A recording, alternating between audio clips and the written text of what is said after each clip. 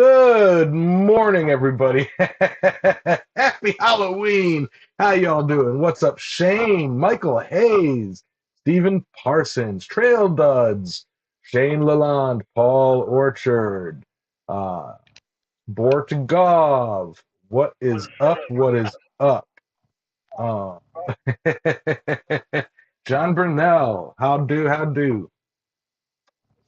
So, yep, happy Halloween. I know Halloween is technically tomorrow, but it's my show, damn it. Happy Halloween. I'm going to say it again. I'm going to put it right up here. Happy Halloween. I love Halloween. Uh, it's like my happy time. What's up, War Tree? Long time no see. Um, so we've got a fun and special Halloweeny episode today.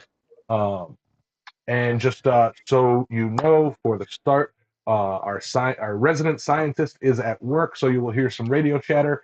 I've heard it before. It is entertaining as expletive, and if you can make it out, it's funny. The whole ride to Quad State, Sally had the CB radio. We couldn't broadcast, so we couldn't talk back to him, but we could hear him. And some of the stuff they were yelling at other truck drivers. It was just hilarious.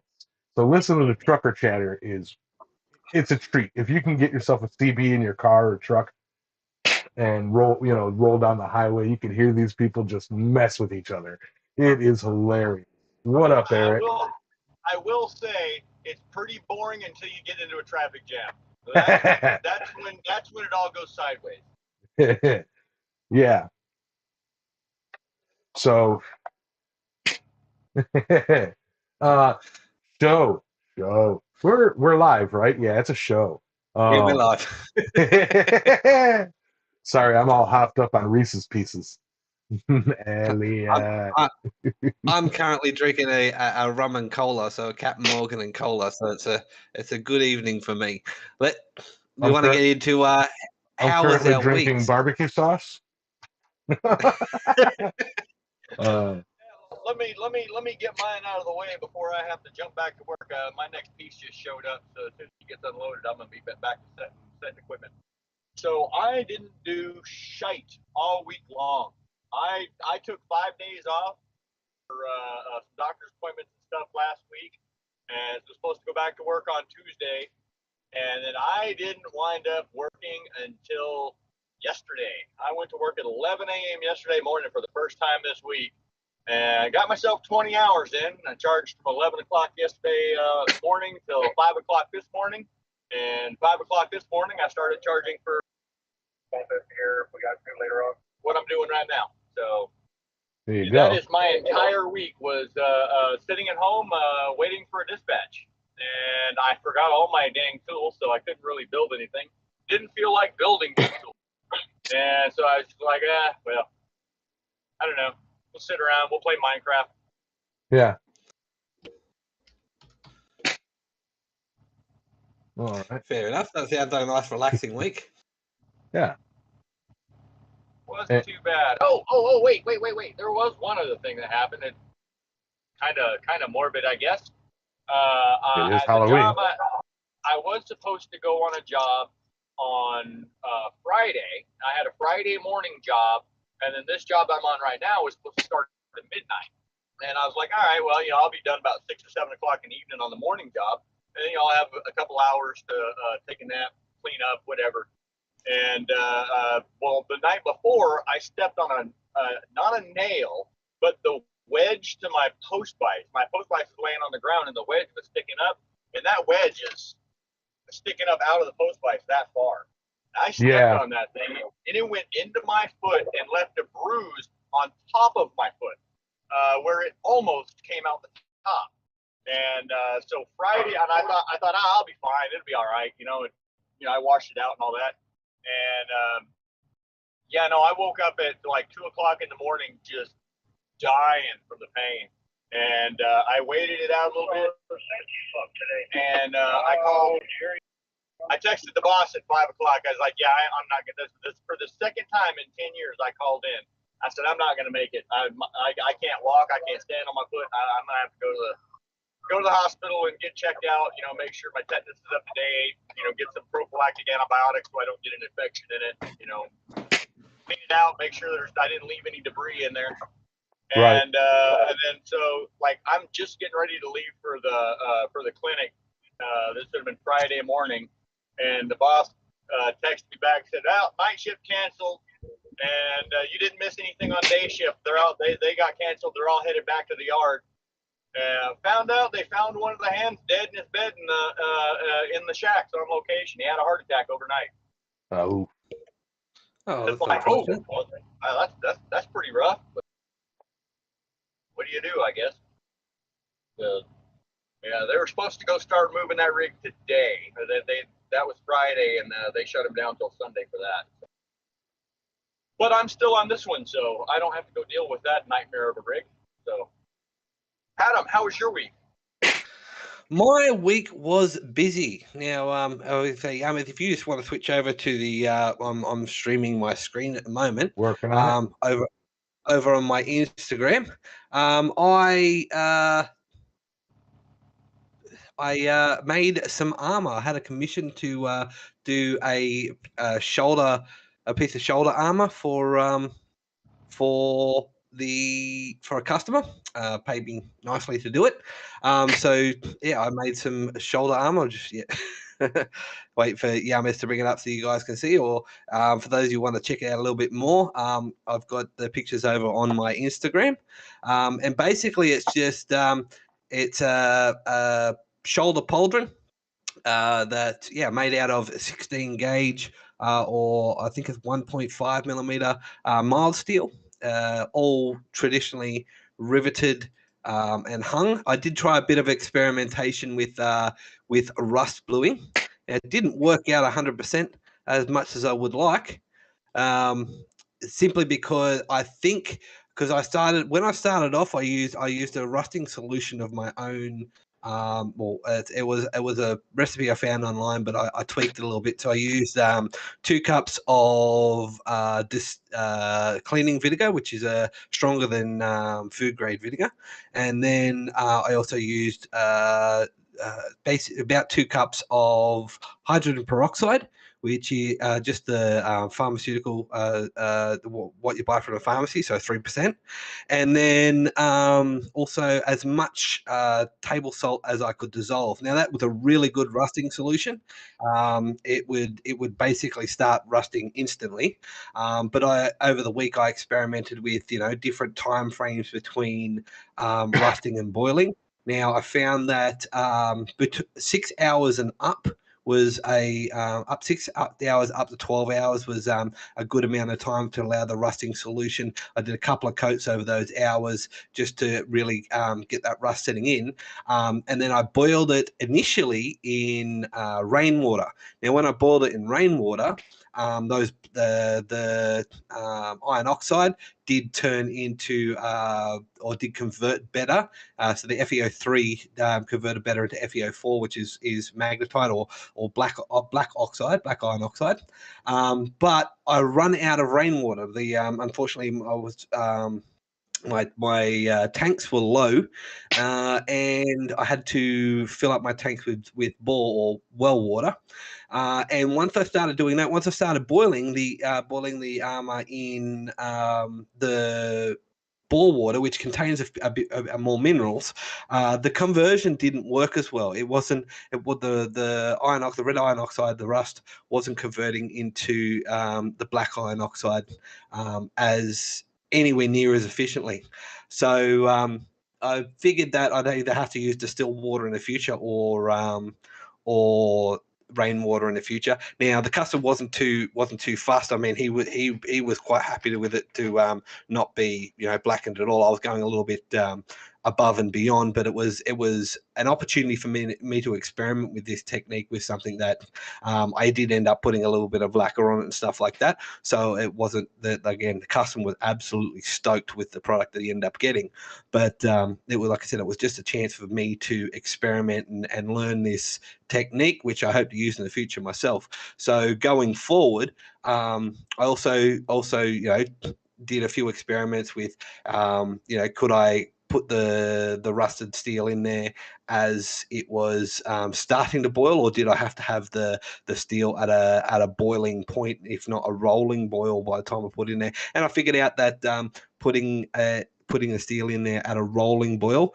was a much better outcome than not. So I learned a few things. It took me all week to get the thing put together, but at the end of the day, the customer was absolutely ecstatic with the product, and I thought it turned out pretty well as well. Haven't got any more feedback yet. I'm probably going to hit him up start of next week to say, ask him how he went with his the armor and everything, because it was for a costume for an electronica dance concert here in the Northern Territory. So yeah, it a little bit of a rush job because he only hit me up about a week and a half ago, and basically I only had this week to make it, so it was like I had to knuckle down. That pretty much took my focus all week. And then apart from that, I went and bought a firearm safe today in order to put together so I can so because it's coming into goose hunting season here, so I can start hunting my own magpie geese for a little bit of extra food. So yeah, and that was pretty much my week in a nutshell. It was nice to get back into being able to do some smithing of some description, be it smithing or whatnot. But being able to actually swing a hammer again and make something that I'm proud of was very, very much worthwhile and something I have missed. How was your week, Yames? My week. Well, first off, what kind of steel did you use? Oil drum, Just gas cylinder. No, it was just a piece of 16 millimeter plate that I bought from the local hardware store. Sorry, not 16 millimeter, 16 gauge, so 1.5 something millimeter plate that I just bought from mild steel plate that I bought from the local hardware store. It can be. I have seen these type of things done with stainless steel. I was thinking about it, but stainless steel was a little bit more expensive, and I didn't want. I did offer that as an option to the customer, but they weren't keen on the little bit extra cost. So it was a matter of balancing, cost and outcome for the customer. Right. Cool. Yeah. My week, man. Y'all share these awesome stories of like stabbing through your foot, or I made plate armor, or whatever. My week was boring compared to you guys. Uh, Still trying to make that shift into getting into the shop more. I was out there a little bit, just tinkering around, not really working on anything, prepping and planning for my next big project.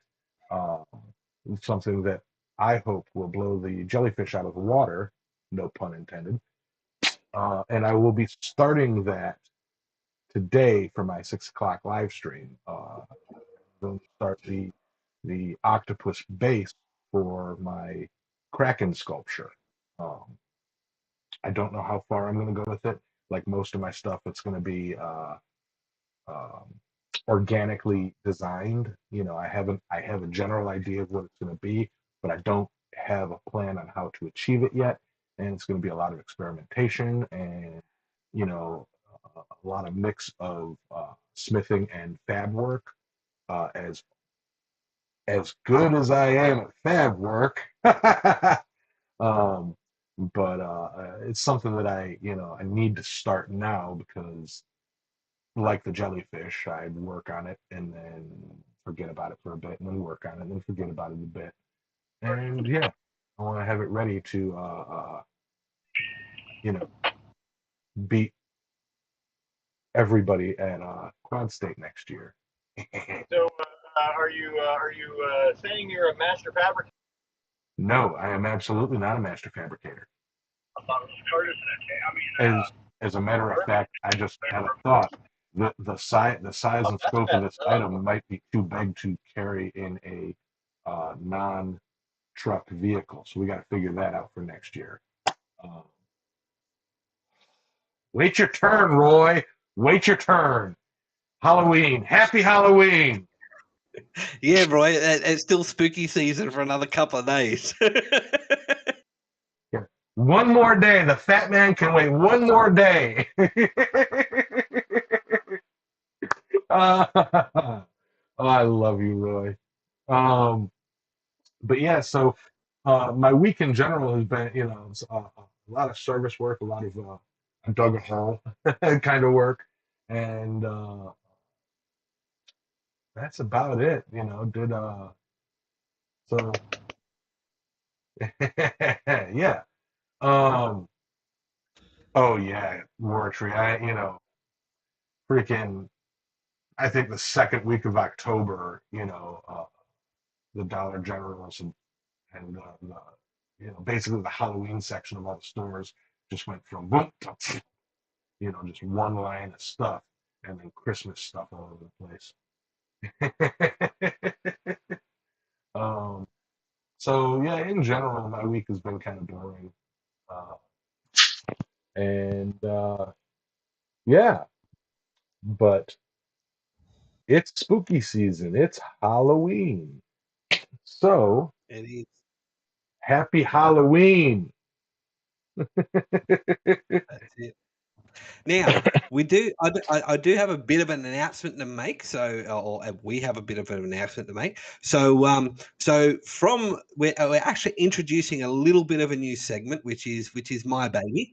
Now, going forward, once a month, we're actually going to be doing a segment called "This Week in Blacksmithing History." Now, this is a segment that comes out of my my research into updating the practical blacksmith, and also in producing extra parts and stuff like that. So with that, the segment will be coming out of basically three main sources, being the Blacksmith and a Wheelwright, which is the magazine which was around late 1800s, early 1900s, which actually the Practical Blacksmith came out of. The second one will be the American Blacksmith and Mechanic, being another article, periodical around the time, which, or with again, mostly aimed at blacksmithing and whatnot. And the third one is the Australasian Coachmaker and Wheelwright, which is an Australian version of those periodicals. Unfortunately, I couldn't find anything on European or British periodicals on blacksmithing, but these magazines were actually read and distributed worldwide. So we've got a few interesting tidbits. So introducing this month in blacksmithing history. With 4 segments. So these are all going to be blacksmithing related, might not necessarily be something directly involved with blacksmithing being, technique or whatnot, but these are all things that blacksmiths were involved in around the world. So this month comes from October 1899. So from the Australasian Coach Builder and Wheelwright was an article, or section of an article, that what is claimed to have been the heaviest train on record was drawn by a single locomotive, was hauled on the 9th of October over Pennsylvania Railroad. The train consisted of 130 cars of coal and a length of 3,877 feet. Total weight behind the tender is said to have been 5,212 tons, and the locomotive itself weighed 104 tons. So this was a record set back in 1899 in October, in order for the heaviest heaviest train pulled by one locomotive, and that was set in Pennsylvania. So that was from the Australian Coach Builder and Wheelwright. From the Blacksmith and Wheelwright, we have an article on the Master Horseshoers Mint. So they weren't called farriers back then; they were called horseshoers. So the Master Horseshoers, a national protective association, held its annual convention at the Grand Hotel in Cincinnati on October the 17th, and had a session for 1 week. There were 350 delegates in attendance, representing 130 cities and towns. On the opening day, the delegates were given a trolley ride or a tram ride through the city and the suburbs and were entertained at Chester Park at night. On the Tuesday, there was a business session. On the Wednesday, an excursion trip was taken to Island Queen. Thursday was devoted to visiting the public institutions and points of interest with a banquet at the zoo in the evening. So that was held, of course, on the 17th of October in 1899. So a big meetup of farriers in Cincinnati. And the last one, which was a little bit of a longer article, but it was actually an argument about motor vehicles, because at this stage, motor vehicles were a niche thing. Of course, this was before Henry Ford actually had started his mass production process. So cars were a thing, but they were very much custom, and they were built much like coaches. So in considering the sources of motive power for automobile purposes, steam is the first discussed. Then various kinds of internal combustion motors using petroleum, benzene, acetylene, and similar materials, and these having more extensively employed on the continent, perhaps than any other forms. The use of electric accumulator batteries is also referred to as undoubtedly the most elegant solution of the motor power problem. And some examples of storage battery vehicles are given, but so far electric power has been given more extensive application in England and America than elsewhere. So this is, it's actually rather pertinent that, in 2022 we're talking about electric vehicles, electric cars, and they were having the same discussions in October in 1899. Over 100 years ago, they were having the same discussions, which is rather interesting and rather funny if you think about it. Right. And that concludes the end of this month in blacksmithing history. Also, side note, this month in blacksmithing history, back in what was it? 392 BC, they switched from using wood stumps to using stones for anvils. Fact check it. Anyway, sorry,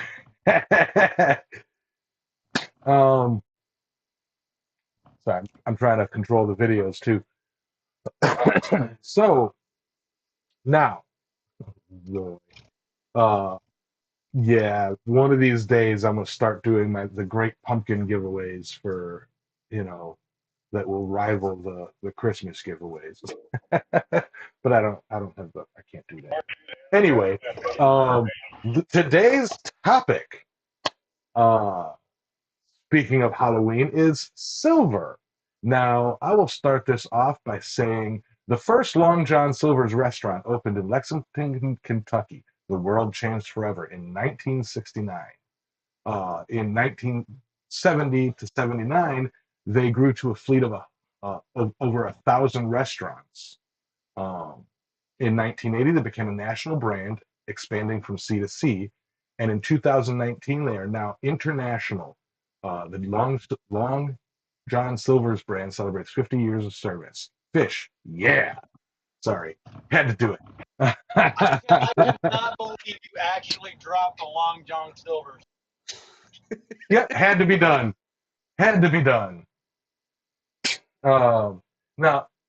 So silver, we chose silver as a Halloween metal because, well, everybody knows that, coming up to Halloween, you want to have a good stock of silver, bullets and crosses and stuff like that. It's an effective metal with magical powers for dealing with the supernatural. I mean, just look at it. Hey, Lupe, what's up, Shane, Wayne, Roy? Silver protects against vampires, bogies, werewolves, giants, persons who lead charmed lives, sorcerers, and witches, the familiar spirits of sorcerers and witches. It also protects against bewitchment. It may have to do with its associations with the moon and abode of dead in folklore and myth. The silvery glow of which powers the creatures and beings of the night and the other world. The Inca considered silver to be not a metal but a divine quality and associated it with the luster of moonlight. They called it Tears of the Moon. Alchemists call silver Luna or Diana after the Roman goddess of the moon. In Chinese lore, the moon is called the silver candle. So uh, it's it's a very important metal to protect yourself around the Halloween time from like I said, vampires, lycanthropy, uh, all that stuff. You just want to have something made of silver,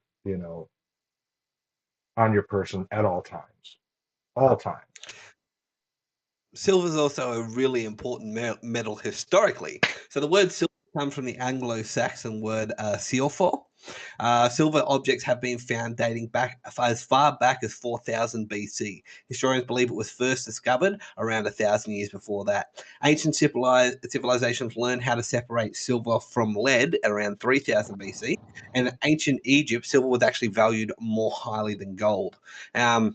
Now, silver is often associated with Christianity as well, due to its many, many, many mentions in the Bible. And silver was also one of the first five elements discovered, along with copper, gold, lead, and iron, and has been mined for over 6,000 years.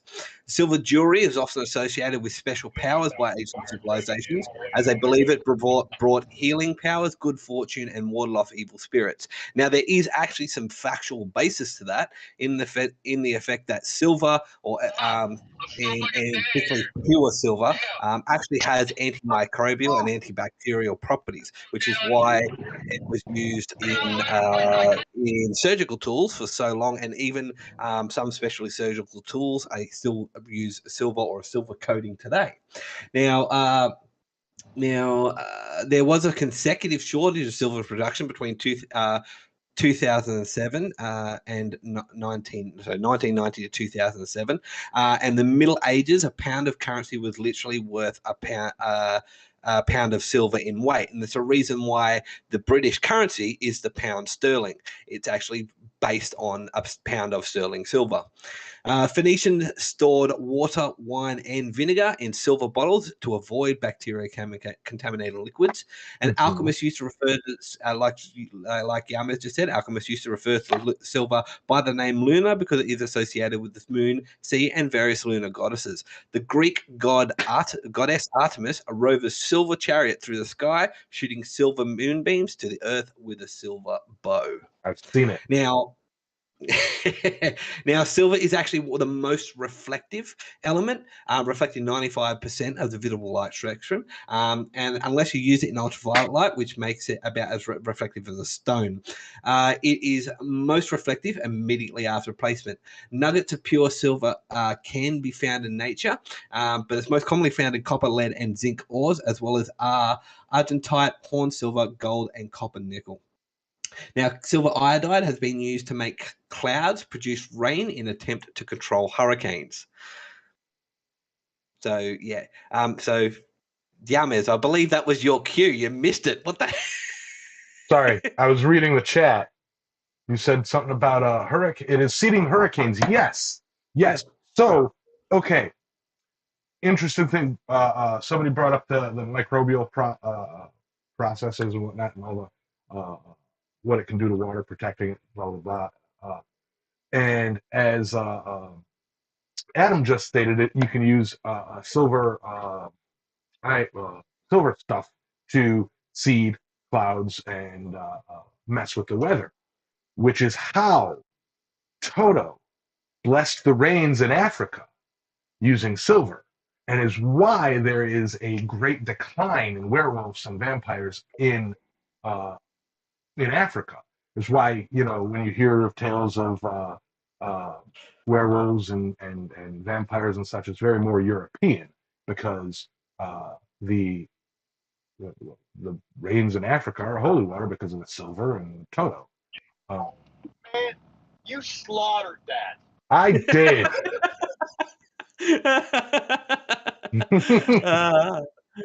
It was so much funnier in the pre-run. Okay. I'm Sully's so disappointed in you. This is why we can't have nice things. This is why when we run our pre-roll, we should just be doing it live, because the thoughts come to me Yames is actually a werewolf, so whenever we start talking about silver, he gets really, I really get nervous. itchy. I get itchy.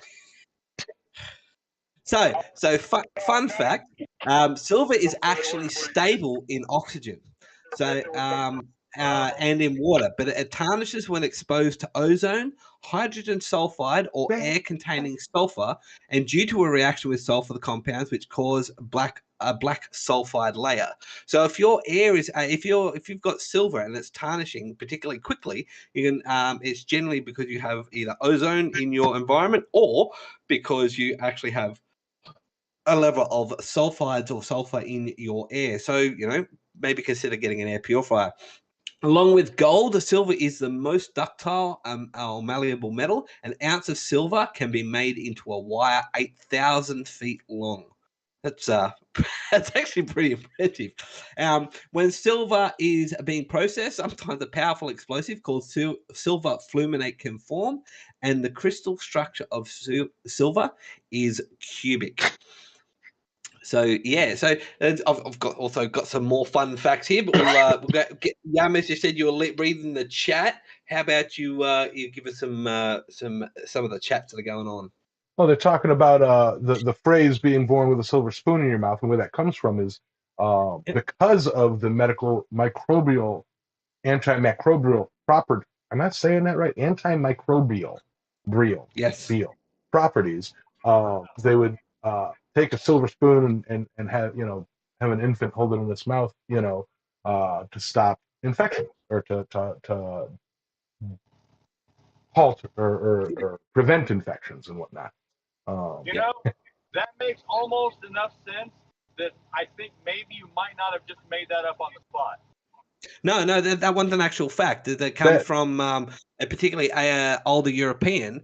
If they because of the antimicrobial properties, like Yames said, the idiom originated as a way of saying a person never seemed to get sick because of silver's germ-killing properties. Now, children in the old days that were fed with silver spoons were typically healthier babies. However, because of the historical price of silver, that was generally associated with wealthier families. That's how it evolved from having a silver spoon and being born with a silver spoon in your mouth being associated with being healthy to being wealthy.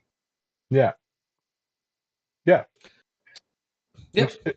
It's also why werewolves would more um, avoid the wealthy because they had more silver. There's Yeah, and more also dangerous. Yeah, vampires were also known to avoid wealthy families as well because of the high amount of eating off silver spoons and eating off silver plates. Would actually form silver oxide in the blood, which is how wealthy people used to have blue blood. Because silver oxide, as opposed to hemoglobin oxide or iron oxide, is blue as opposed to red. Funny thing about that is actually called am I pronounce this right? Agria. Agria. Argyria. It's a buildup of silver in the tissues, leading to a gray or bluish gray coloration of the tissues, including the skin and eyes. Some people, and they mean vampires and werewolves, suffer from an allergy to silver. It is generally considered safe for general and regular use, even internally. However, regular ingestion of silver over a long period of time can lead to agria. That word. To the point where colloidal silver is pure silver particles in liquid suspension, and it is widely marketed as a panacea even today for the treatment of everything from HIV to cancer to the common cold, though research has not confirmed its effectiveness in any case. Short-term use does not appear to do any harm, but colloidal silver may interact with other medications and supplements you are taking, so contact your doctor. Always be sure to provide your practitioner or physician with a list of all your prescriptions and supplements to prevent dangerous interactions. We're all over the place today. I mean, we don't have no isotopes or no, molecular structure. Sully is busy working and driving, so he can't tell us we're wrong.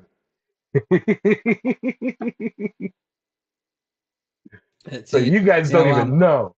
We got a $10 super chat from Roy over at Christ Center Ironworks saying, "Okay, I gotta go. Just wanted to stop in and bless everyone's presents.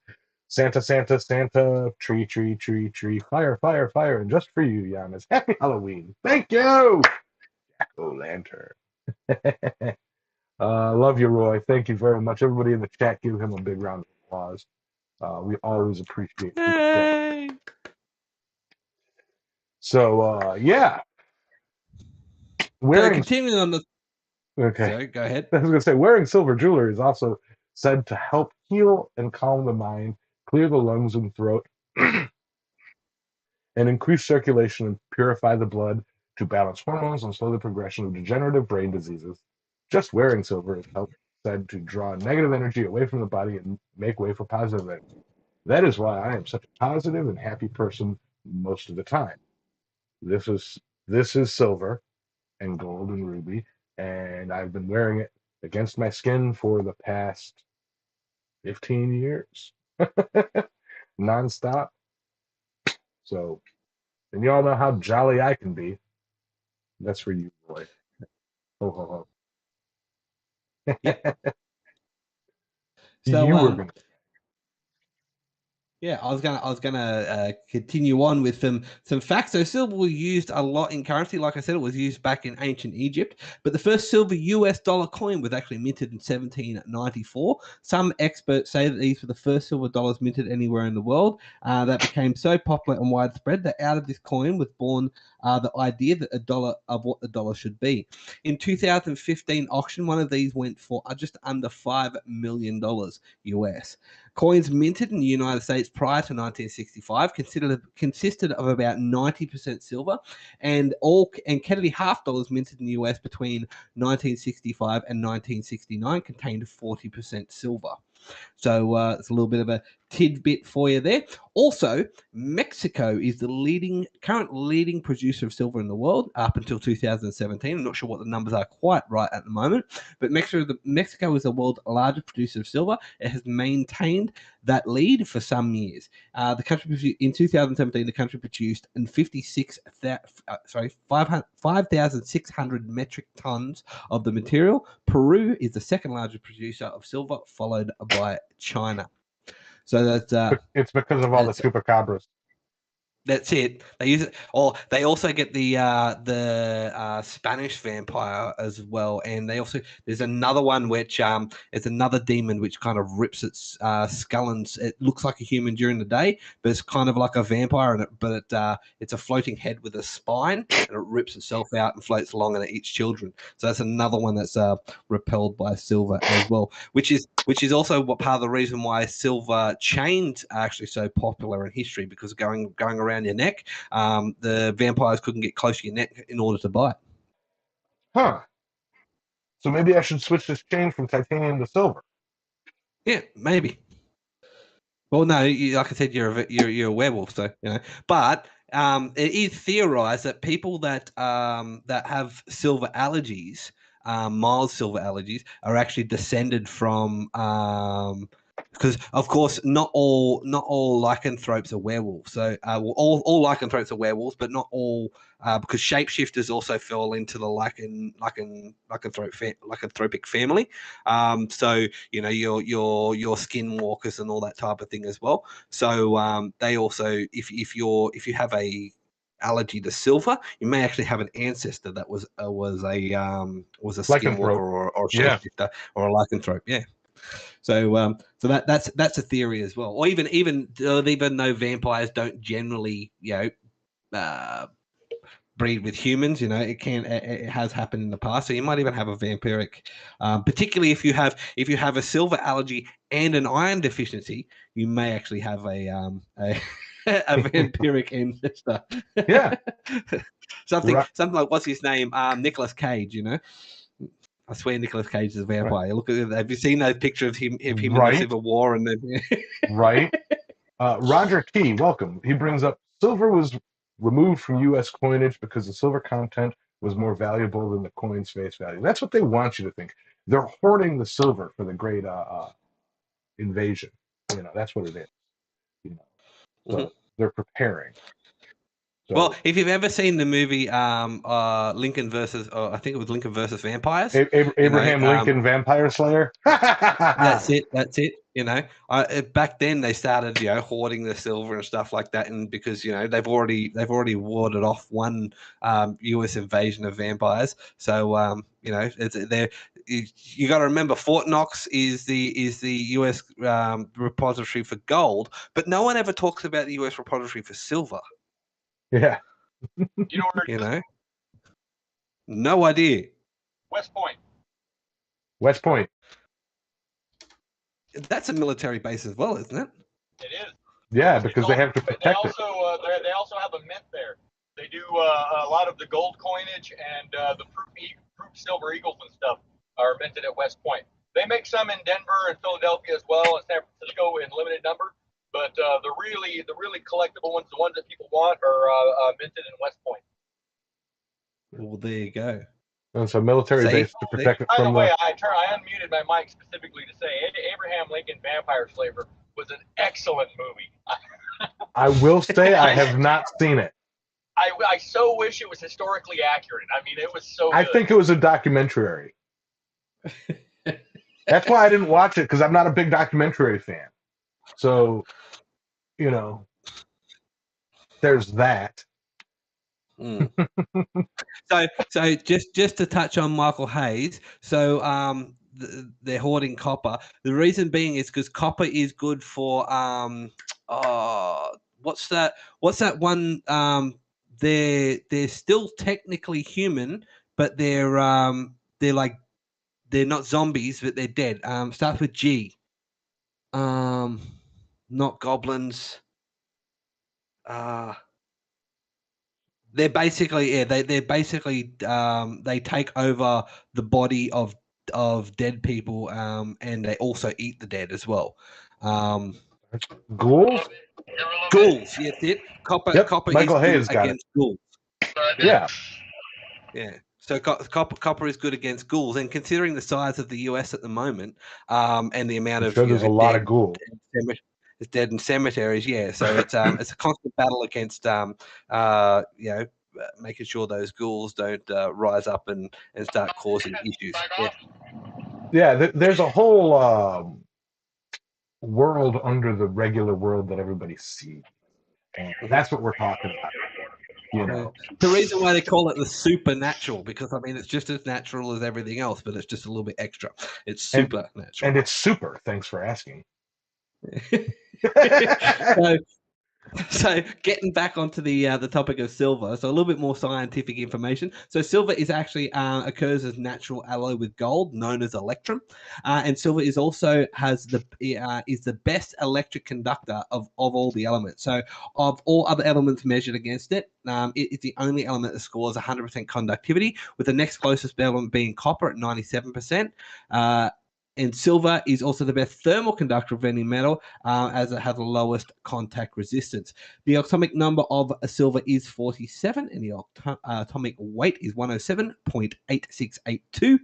The silver's melting point is 961.78 degrees Celsius, and its boiling point is 2,162 degrees Celsius. I'm not converting that to Fahrenheit. You freedom hunting units can convert that yourself.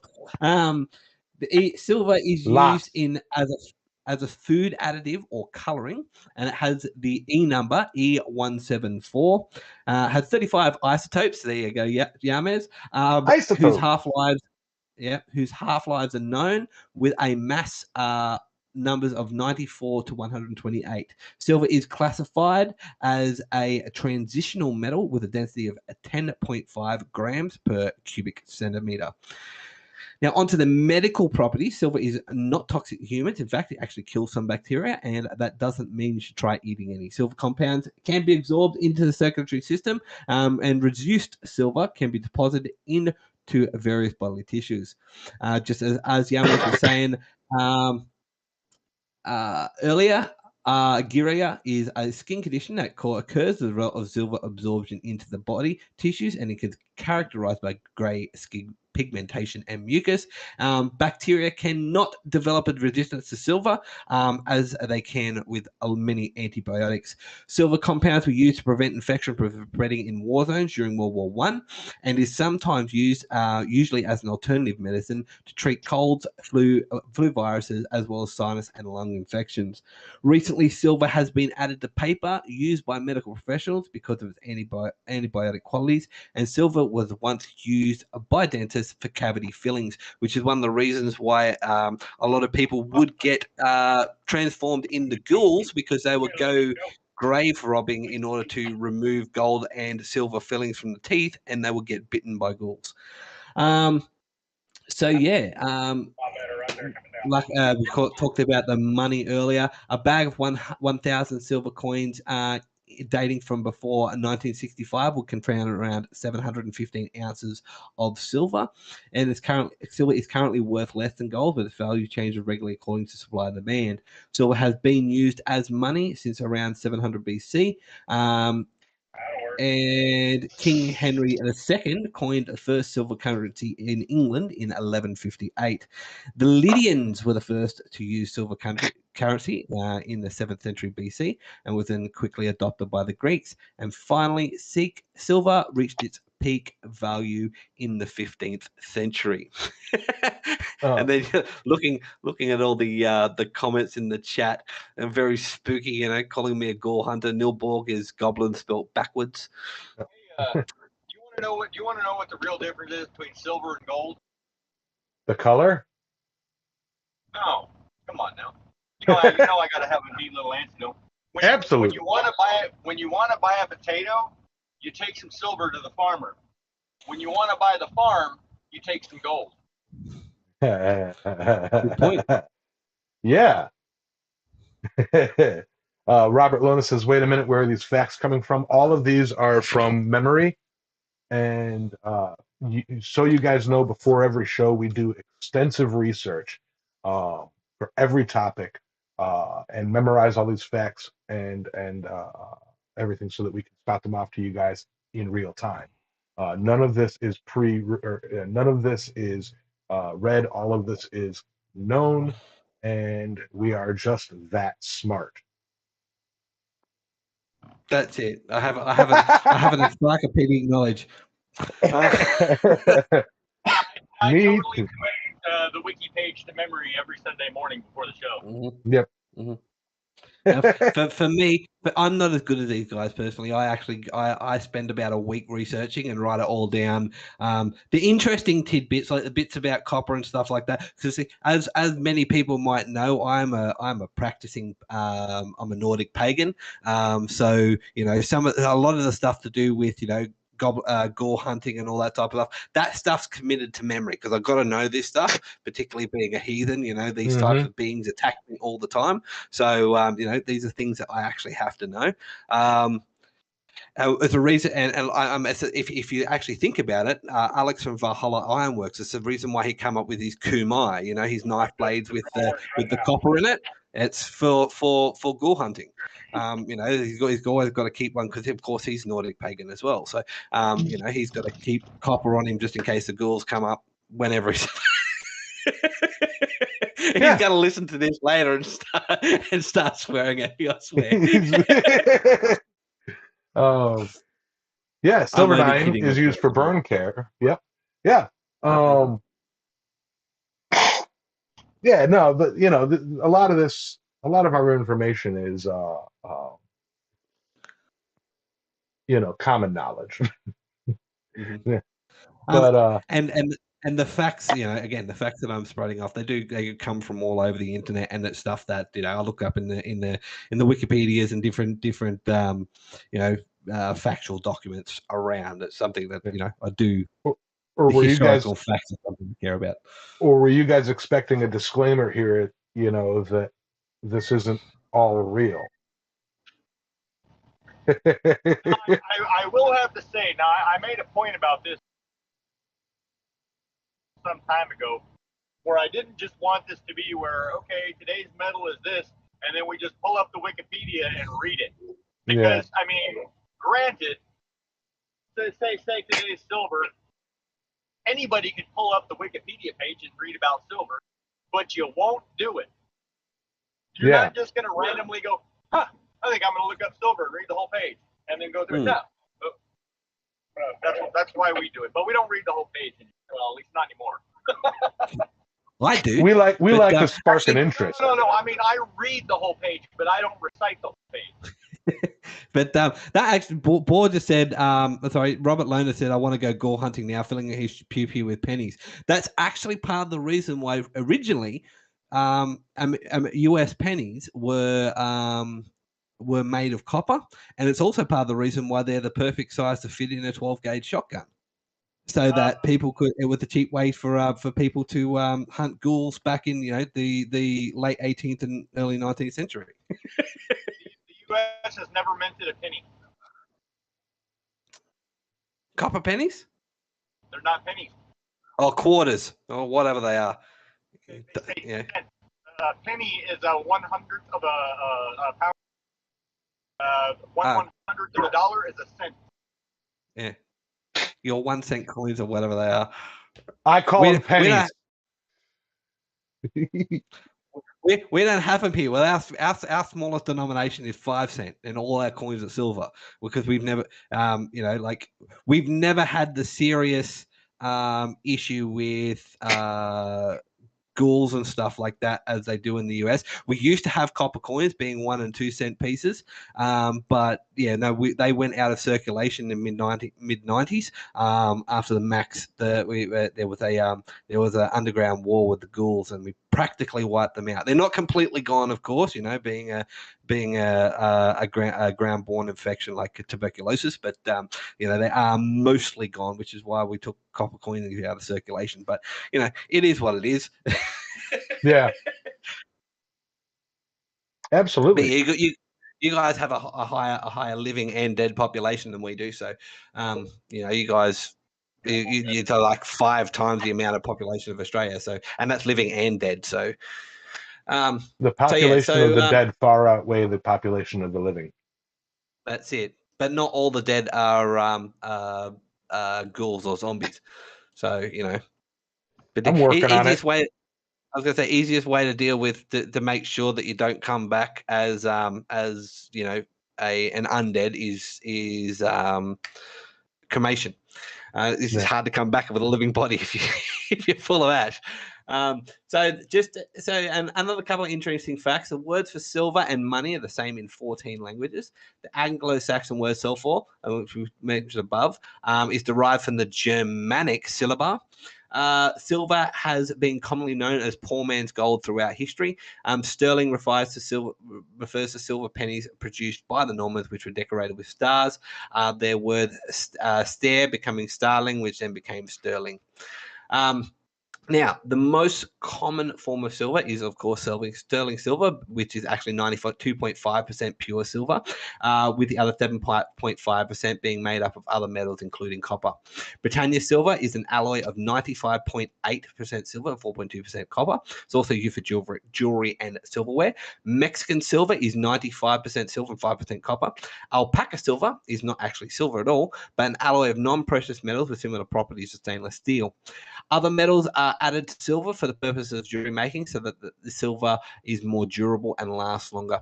Fine silver is at least 99.9% pure silver and commercially available, but too soft for general use.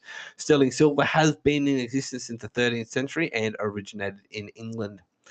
Now, the lines near a window of a car that defrost ice are actually made from silver. So all you urban silver hunters out there, head off to your local scrapyard and start taking those lines out of old wrecked cars. Silver is not only is used not only in jewelry and art, coins and utensils, but also dentistry, electronics, photography. And as someone mentioned earlier before, having silver for developing photos, mirrors, soldering, and brass alloys and printed circuits. Taking a photograph requires using silver nitrate, a compound used making used to make the celluloid film sensitive to light. Down 30% of industrial silver consumption in the US is used for this.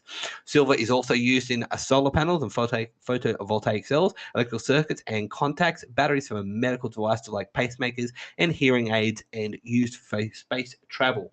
In the past, mirrors backed with silver because it was highly reflective. Nowadays, aluminium is used, or aluminum is used instead, as it's cheaper and doesn't tarnish over time as silver often does. So yeah, it's also why yeah.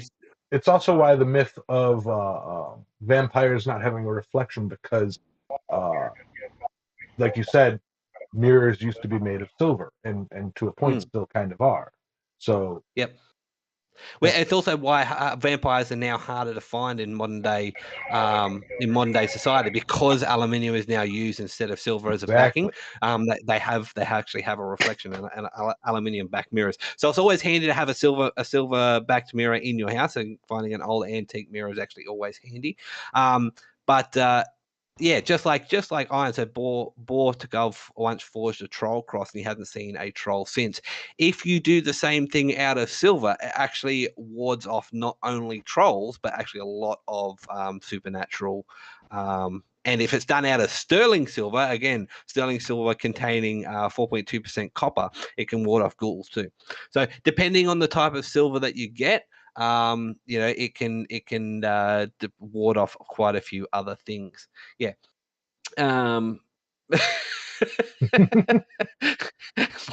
Wayne can't eat a jug of black powder and make the experimentation more interesting. That's funny. no, Yeah. oh, Stephen. But Ben can't see into any of the mirrors, not because he's a vampire, it's because they're hung too high.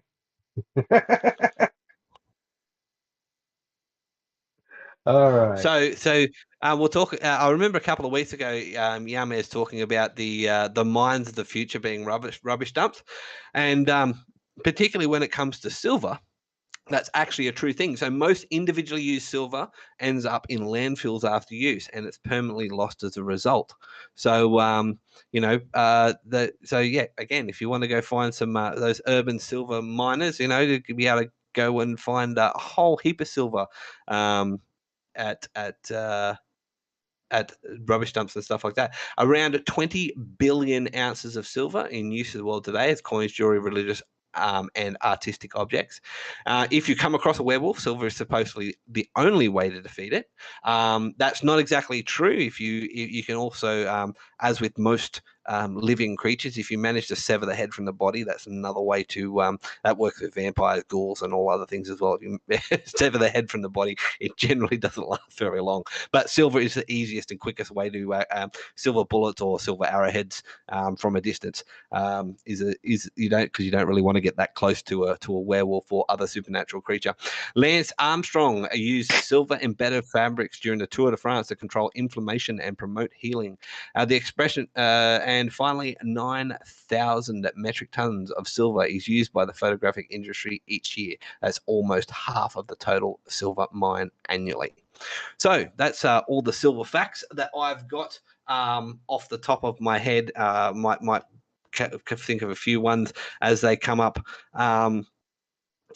later on. So Stephen Parsons just said, "Will must have explained the reason why I can't have silver earrings anymore. I pierced my ears once they got infected from silver."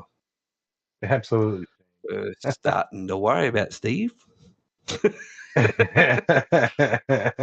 Now, full disclosure, we do have on staff, we have a scientist, a historian, and a village idiot.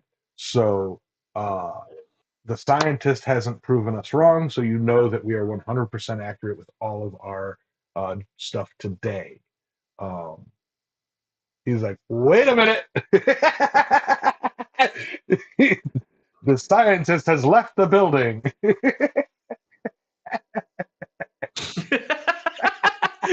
And there she goes. Okay.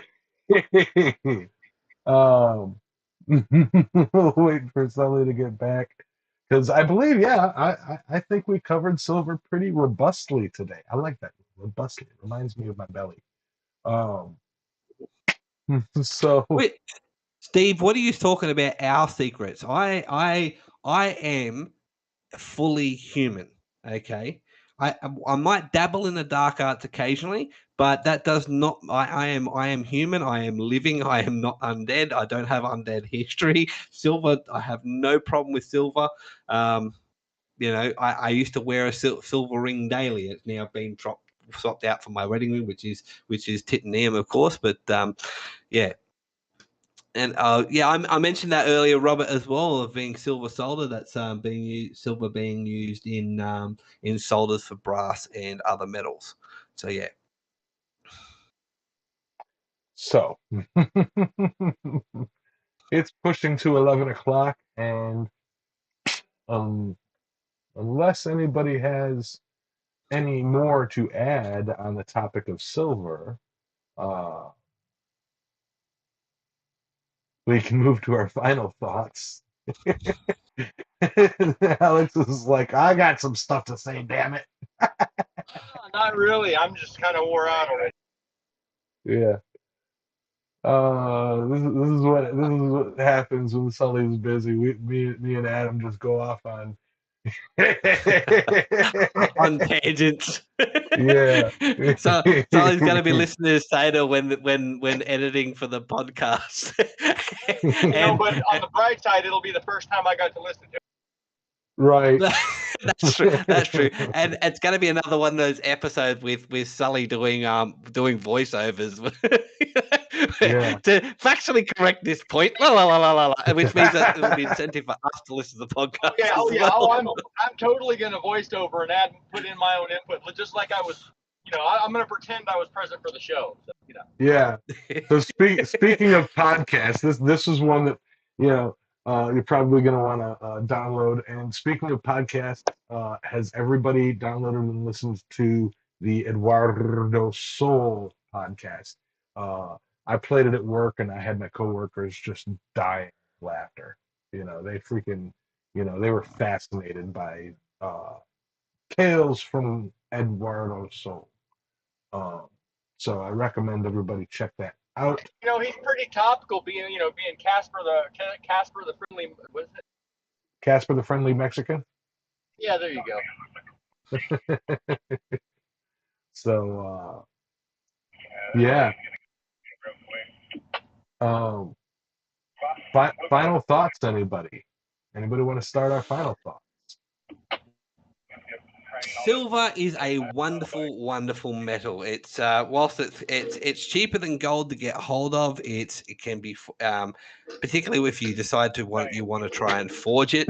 It forges much like copper, where you can forge it cold, heat it up to anneal it, and cool it off in order to continue forging it. It is one of the oldest metals that we've ever had as a human race.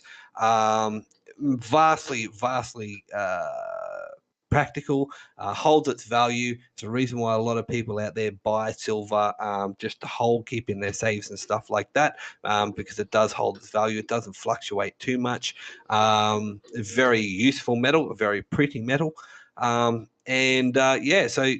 guys, if you have an inclination, you can get out there, find some silver, give it a little bit of a tap. It's always good fun to have. Makes wonderful decorations. And as much as it is spooky season, and we like to give the those supernaturally descended a little bit of a hard time, we still love you. You're still a part of the community. We're not going to go out hunting you anytime soon, of course, unless you come for me first. And then just remember, I do keep a store of silver, gold, and I am effective with hand-to-hand combat. I'm an easy target. Oh. I was gonna say, I'm also Australian, so I don't fear that many things. and I like visitors, so come on. Come on. Yeah. So yeah. Sally, final thoughts. Yeah. It's Halloween. Give me just a second here. Absolutely. And, when you're out driving around, either tonight or tomorrow or whatever, keep your eyes peeled for little kids. Be safe, everybody. Their costumes are not always as highly visible as you think they might be. So keep your eyes peeled, stay safe, y'all, and keep your kiddos safe too while they're out there knocking for candy. That's all I got. Yeah. Don't forget a 10% parent tax on all candy that your kids bring home. Yep. I run around and I take tax from the kids running around. Like, gimme. They're doing it right now. Right now, pre-mix. Right. And so my final thoughts and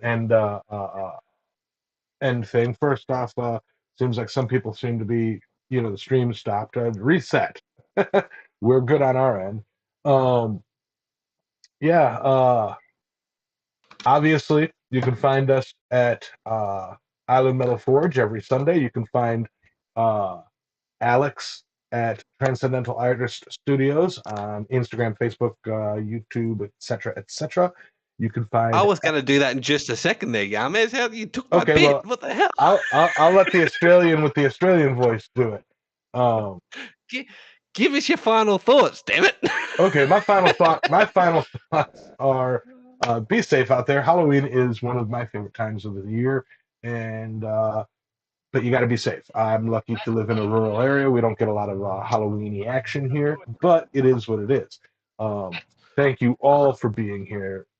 Thank you all for putting up with us. I hope this is a fun episode that has a lot of replay value because it was a fun one to talk about. Big thank you to the channel members, the subscribers, the super chatters, and all supporters. Big hand and a round of applause for our hosts, our co-hosts. Alex doing his greatest possible job while spinning the wheel and driving around, and Adam with that off the cuff knowledge of what to do in case of ghouls. That's me. Okay, so now that Yam has half did my bit, one of the things every fortnight I look forward to doing this, and he tries to steal it off me. So, thank you for joining us today or listening to us. If you're listening to us later on the Impractical Blacksmiths podcast, you can find Yames on YouTube, Facebook, and Instagram. You can find Alex at Transcendental Artist Studios on YouTube, Instagram, and TikTok. And you can find me, Adam, at Speargrass Forge on YouTube, Instagram, and Facebook. Don't forget, if you have any suggestions of the tool of the week, metal of the week, or any other topic, you can leave it under the hashtag middle of the week on the YouTube community chat and Discord, or you can email us at Island Metal. We now have a new email. So that's another thing we should do. So, Impractical. Hang on, wait. I've got to double check the email. Whoops, I'll get back to that in just a second. So if you found us on Anchor, Spotify, Amazon Music, Audible, or Google Podcasts, we generally upload about every Wednesday, or you can join us live on a Sunday morning at 10 a.m. Eastern Standard Time. That's currently 11:30 p.m. Australian Central Standard Time, but check that against your local time just to make sure. And that's at Island Metal Forge YouTube channel. Finally, thanks for joining us. Don't forget to hit that like and subscribe button. And if you're listening to the podcast, don't forget to leave us a star rating. We really do appreciate your support. Now, quickly, whilst I'm able to, I'm just going to jump in and figure out. We got, like I said, we do have a new email address. Impractical Blacksmiths at Gmail. I believe so. I just wanted to double check and make sure I was correct. So yes, it is. It is Impractical Blacksmith at gmail.com. So yeah, drop us a line over at the Impractical Blacksmith Gmail and that way we can get in contact with you. Yep. So yeah, that's it. We're done. Big thanks for the show. Bye, everybody. Bye, Dr. Bye. Nick. Bye, Dr. Sully.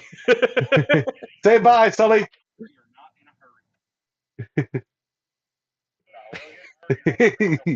Oh.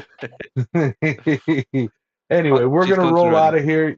Seems like they're loading up, and I don't want to distract.